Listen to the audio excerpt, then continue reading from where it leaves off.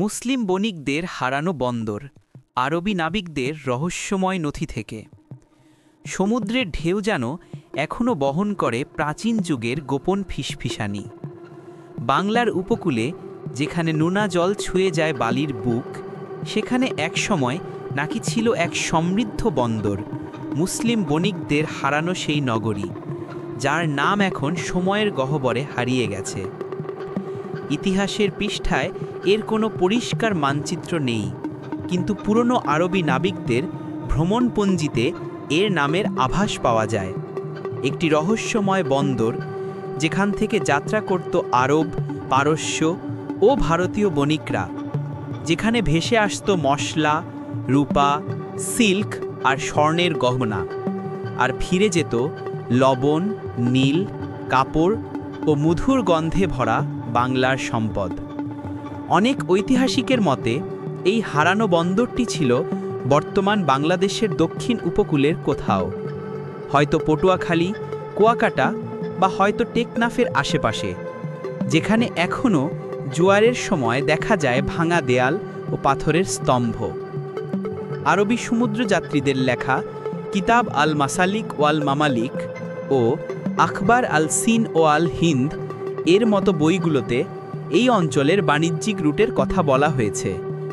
সেখানে একটি নাম ঘুরে ফিরে আসে, আল মারকান বা জান্তান, যা অনেক ইতিহাসবিদ বিশ্বাস করেন বাংলারই কোনো প্রাচীন মুসলিম বন্দর। সমুদ্রপথে বাংলার উত্থান। অষ্টম থেকে দ্বাদশ শতাব্দীর মধ্যে বাংলার সমুদ্রপথ ছিল দক্ষিণ ও পশ্চিম এশিয়ার অন্যতম ব্যস্ত বাণিজ্যিক রুট। আরব এবং পারস্যের বণিকরা এসে এই পথে স্থাপন করেছিল ছোট ছোট বাণিজ্য কেন্দ্র। তারা আনত ধূপ, খেজুর, ঘোড়া ও রূপা, আর নিয়ে যেত বাংলার তুলা, চন্দন, নীল ও মধুর গন্ধে ভরা। এই সমুদ্রযাত্রার মাধ্যমেই মুসলিম বণিকদের সঙ্গে বাংলার মানুষের গভীর সাংস্কৃতিক যোগাযোগ গড়ে ওঠে। এই যোগাযোগের মাধ্যমেই ইসলাম প্রথম উপকূলীয় অঞ্চলে প্রবেশ করে, বহু শতাব্দী আগে দিল্লি সুলতানাতের আগমনেরও পূর্বে। আরবি নাবিকদের নথিতে রহস্যময় বন্দর। আরবি ভ্রমণকারীদের মধ্যে ইবনে খোরদাদ বেহ, আল মাসুদি এবং ইবনে বতুতা তাদের রচনায় উল্লেখ করেছেন আল হিন্দ ও আল বাংলা অঞ্চলের বিভিন্ন বন্দর নগরীর। কেউ কেউ লিখেছেন এমন এক স্থানের কথা যেখানে জল সবুজাভ, ভূমি সুগন্ধি আর মানুষ সাদা তুলার পোশাক পরে। এই বর্ণনাগুলো অনেকটা দক্ষিণ বাংলার উপকূলীয় অঞ্চলের সাথেই মিলে। একজন নাবিক লিখেছিলেন, আমরা এমন এক স্থানে পৌঁছালাম যেখানে সোনার মতো বালি আর ঢেউয়ের সঙ্গে ভেসে আসে মিষ্টি জলের গন্ধ। সেখানে মুসলিম ও স্থানীয়রা একত্রে বাজার বসায় আর দূর দেশে পণ্য পাঠায়।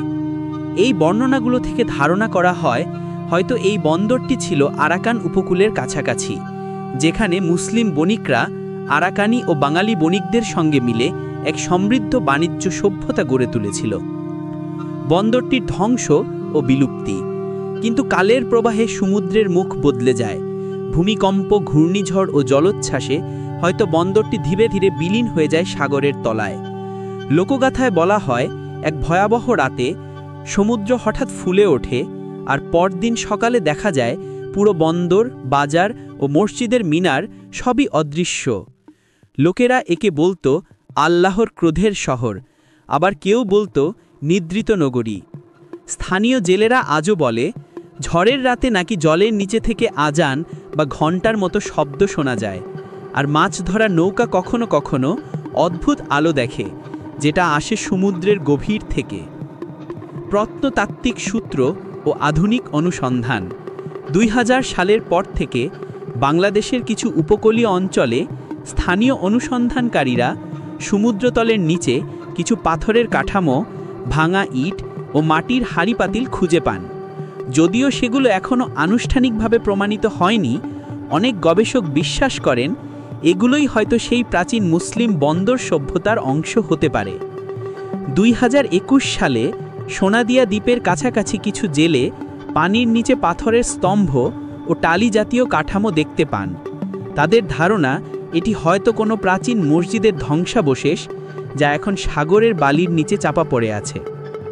ভূতাত্ত্বিক গবেষণা বলছে বঙ্গোপসাগরের এই অঞ্চলে একাধিক ভূমিকম্পন ও সমুদ্রপৃষ্ঠের উচ্চতা বৃদ্ধির কারণে বহু শতাব্দী ধরে ভূমির অংশ নিমজ্জিতা পেয়েছে, ফলে হারিয়ে গেছে একসময়ের ব্যস্ত বন্দর নগরী, মুসলিম বণিকদের সেই হারানো শহর।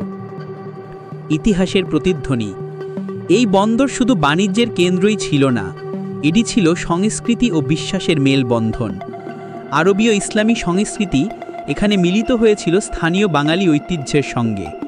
এই মিলন থেকেই উপকূলীয় অঞ্চলে জন্ম নেয় এক অনন্য ইসলামী বাংলা স্থাপত্য রীতি, যা এখনও কিছু গ্রামীণ মসজিদে টিকে আছে।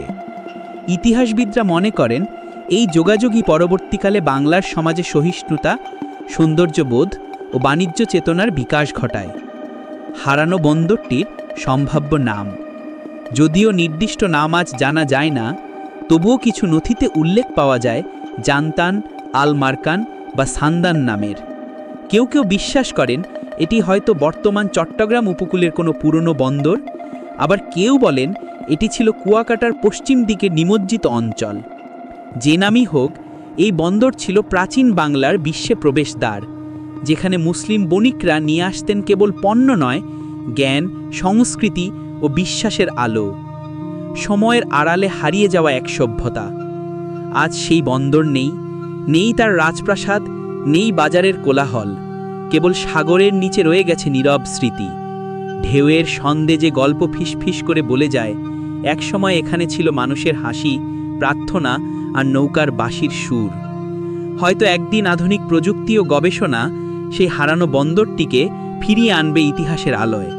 তখনই আমরা জানতে পারব এই গল্প কেবল কিংবদন্তি ছিল নাকি সত্যিই ছিল এক মুসলিম বণিকদের স্বপ্ন রাজ্য, যা ডুবে গেছে সমুদ্রের নীল গভীরে। শেষে আমরা শুধু বলতে পারি, ইতিহাস কখনো পুরোপুরি হারিয়ে যায় না। এটি লুকিয়ে থাকে বালির নিচে, ঢেউয়ের মাঝে আর মানুষের কল্পনায়। যেদিন বিজ্ঞান আর কৌতূহল মিলবে, সেদিন হয়তো আমরা আবার শুনতে পাব সেই বন্দর নগরীর আজানের ধ্বনি। সমুদ্রের বুক থেকে প্রতিধ্বনিত হয়ে ফিরে আসবে বাংলার অতীতের সুর।